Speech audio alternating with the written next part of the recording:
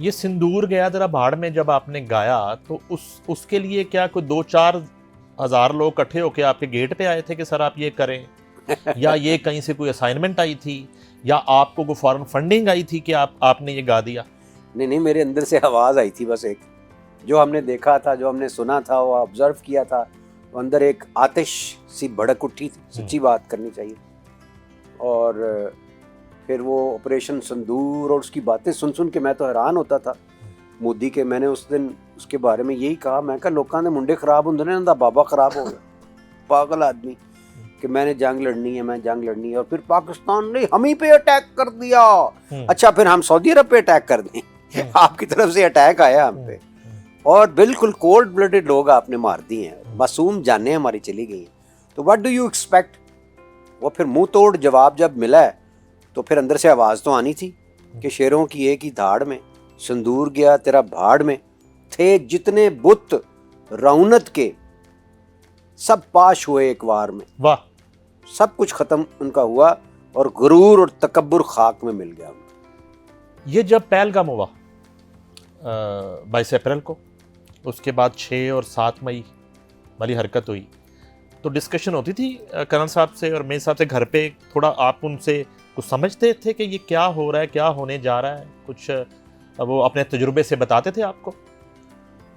اصل میں نا اب تو کیونکہ ان کے ساتھ رہ کر بھی اور پھر پڑھ کر بھی، سارا میرے فادر ان لا بھی بریگیڈیئر ہیں، ان کے ساتھ بھی بات ہوتی رہی.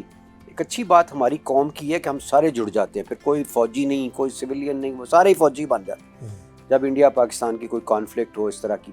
اور پھر بالخصوص جب ہم دوسری طرف سے بجائے اس کے کہ ہمیں ایک وہ کہتے ہیں نا سینٹی نظر آئے اور ایسے بیانات نظر آئیں کہ جس میں محسوس ہو کہ وہ بھی جنگ نہیں چاہتے، مگر جو بھی ان کا نیریٹو ہے وہ بیان کریں، محسوس یہ ہوتا تھا کہ یہ مزہ چکھانے کے لیے تیاری کر رہے ہیں، یہ گھسکے ماریں گے، یہ بالکل باپ ہیں اس علاقے کے، یہ چیزیں سمجھ آ رہی ہیں، اور خام خواہی ماریں گے، خود ہی وکیل، خود ہی جج، خود ہی جیوری، خود ہی فیصلہ، خود ہی ایگزیکیوشن اٹیک. وہ تسی مامے لگ دے اس علاقے میں. تو اس کے بعد پھر آپ کو کسی فوج سے ڈسکشن کرنے کی ضرورت ہی نہیں پڑتی. ہم ایک عام ویور کی طرح روز ٹی وی دیکھتے تھے، ڈسکس بھی کرتے تھے. اور سارے تو ہمارے تو جتنے بھی میرے گھر والے فوجی ہیں، وہ اگر کوئی ایسکلیشن ہو تو وہ پہلے لیٹر لکھ کے دے دیتے ہیں کہ ہمیں بلا لیجئے گا جنگ کے دن. ہاں، اگرچہ ہم ریٹائرڈ ہیں لیکن ہم حاضر ہیں. واہ، زبردست. میں نے کہا تھا کہ میں بھی جاؤں گا پھر اگر کوئی ایسی سچویشن ہوتی ہے. تو میں سمجھتا ہوں کہ ہماری قوم اس معاملے میں ٹھیک ہے. یہ 7 کی رات 8 کی صبح کی بات کر رہا ہوں، جب انہوں نے جو ہے وہ ڈرون حملہ کیا اور وہ کوئی درجنوں ڈرون بھیجے، اس دن آپ کی لوکیشن کیا تھی؟ آپ لاہور میں تھے؟ میں لاہور ہی میں تھا، اور میں برکی میں میرا ایک فارم ہاؤس میں ادھر کام کرا رہا تھا. تو بچوں کا خیال تھا کہ مجھے اگلے دن نہیں جانا چاہیے بیکاز وہ ایریا بالکل پاس ہے. ایگزیکٹلی، واگا کے موومنٹ تھی. ہاں، میں نے کہا اس کا ہمارے ساتھ تعلق ہی کچھ نہیں ہے، اللہ خیر کرے. تو میں پھر وہ ظاہر ہے میں گیا اپنی روٹین کا، سارا دن پھرتے رہے ڈرون اسی طرح سے.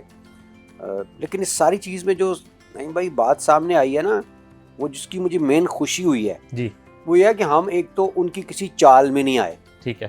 یہ ڈرون بھیجنے کی بھی ایک چال یہ ہوتی ہے کہ آپ اپنی لوکیشن، اپنی گنز کی لوکیشن جو ہے وہ کمپرومائز کرا لیتے ہیں کہ فلاں جگہ پہ ہے، اور پھر لیٹر آن اس پہ اٹیک آ سکتا ہے. بالکل ٹھیک ہے. تو انہوں نے ریڈ کیا ہوا تھا، دیٹ مینس پریپیئرڈ تھے، ویل پریپیئرڈ تھے. پھر اس کے بعد جو ان کا کاؤنٹر تھا وہ بڑا ایکسلنٹ تھا کہ ہمارے ہیکرز بیٹھے ہوئے تھے.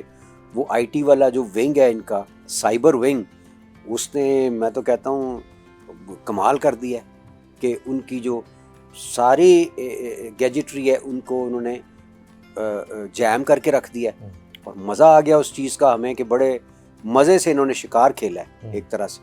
وہ ہماری بہت بڑی سکسیس ہے. آئی ہوپ کہ they improve it even further. اور اسی لیے میں کہتا ہوں کہ پوری دنیا اس وقت اسٹڈی کر رہی ہوگی، ان کے اسٹریٹجک اینالسٹس جو ہیں وہ بیٹھے ہوں گے کہ پاکستان نے کیا کیا ہے. اور ابھی تو یہ بھی اطلاع تھی ادھر سے کہ 6 مارے تھے ان کے، اور 6-7 اور مار سکتے تھے. رافیل انہوں نے مارے نہیں ہیں ابھی. تو انہوں نے اور بڑے تحمل کے ساتھ انہوں نے بتایا ہے کہ ہم ابھی اور آپ کے پھڑکا سکتے تھے، اور ایک بھی ہمارا تباہ نہیں ہوا. تو شکر الحمدللہ یہ گولڈن ٹائم تھا جب پوری دنیا کے اندر پاکستان کو اللہ نے عزت سے نوازا. 6-0 سے کامیابی حاصل کرنے کے بعد ہم پہلی عید سیلیبریٹ کر رہے ہیں, ٹھیک ہے, واپس عید پہ آتے ہیں. اچھا مجھے وہ پھر پرفارمنس بار بار جو ہے وہ, کیونکہ اتنا ہمیں اس کا آپ سوچ نہیں سکتے فیڈ بیک, اس کا رسپانس اور لوگوں میں ایکسائٹمنٹ اور خوشی جو ہم نے دیکھی ہے نا, تو اس لیے ہم اس کو بار بار ڈسکس کر رہے ہیں.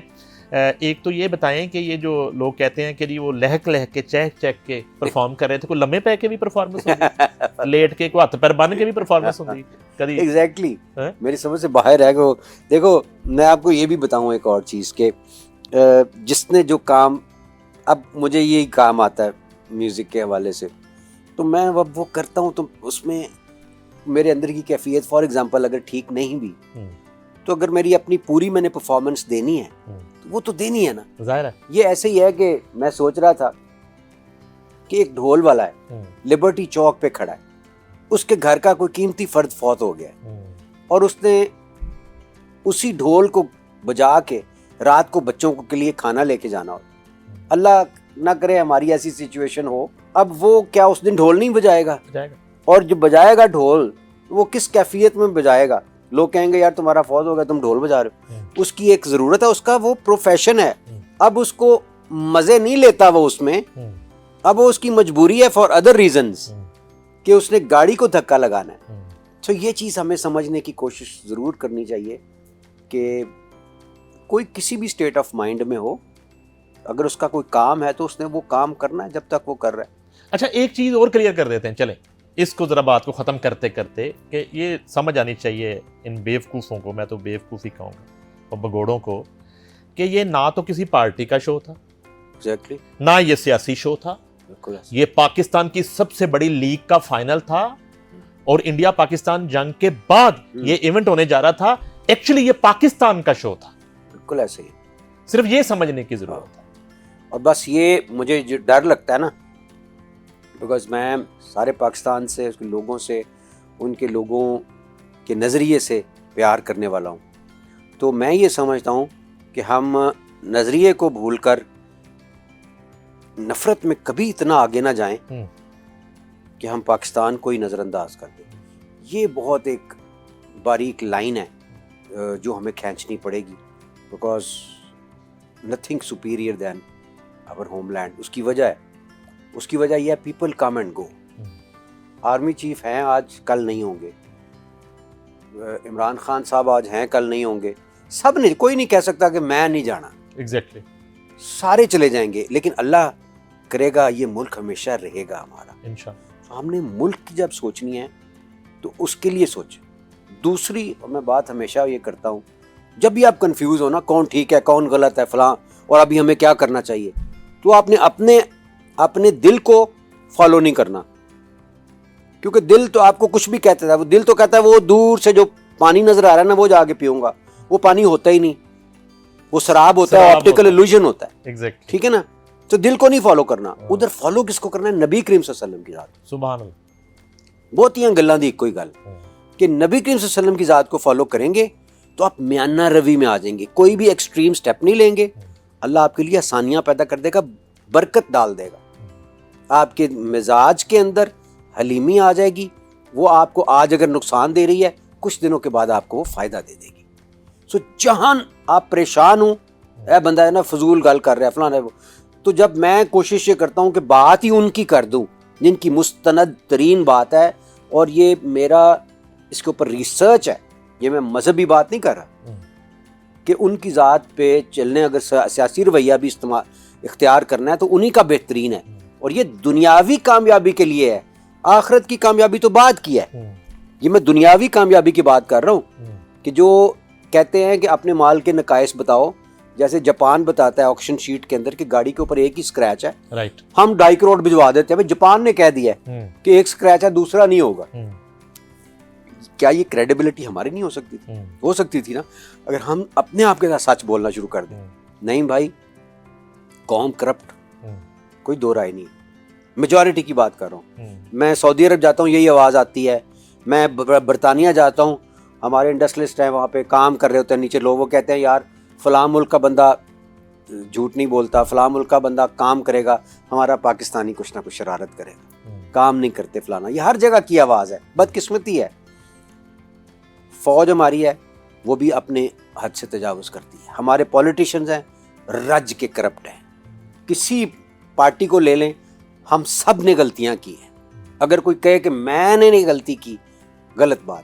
تو جب ہم سب غلطی کرتے رہے ہیں تو ہم کیوں نہ ایک ایسے کنسنسس پہ پہنچیں اور ٹھنڈے دل کے دماغ کے ساتھ ہم سوچیں کہ اگر نبی کریم صلی اللہ علیہ وسلم ہماری جگہ پہ ہوتے تو وہ کس طرح سے صلح صفائی کو. آپ صلی اللہ علیہ وسلم نے فرمایا کہ اگر معاف کر دینے سے تمہارے عزت میں کمی ہوئی تو قیامت کے دن میرے سے لے لینا. واہ کیا بات، کیا بات. دے کون رہا ہے آپ کو؟ کیا سوچے بات. ذرا کون عزت دے رہا ہے.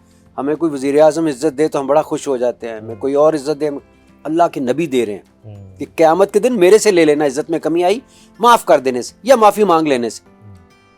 اگر ہم ان چیزوں پہ جاتے اپنی اپنی اناج چھوڑ دیں اس بات کو کون صحیح تھا کون غلط تھا، اور ہم اس چیز پہ آ جائیں. کیونکہ دنیا تو سب کچھ دیکھ رہی ہے جو ہو رہا ہے. کسی کے نزدیک کوئی ٹھیک ہوگا، کسی کے نزدیک. اپنے ٹرسٹ کو چھوڑ کے عوام کی خاطر، پاکستان کی خاطر اگر ہم چیزوں کو کلوز کریں تو بڑی بہتری آ سکتی ہے.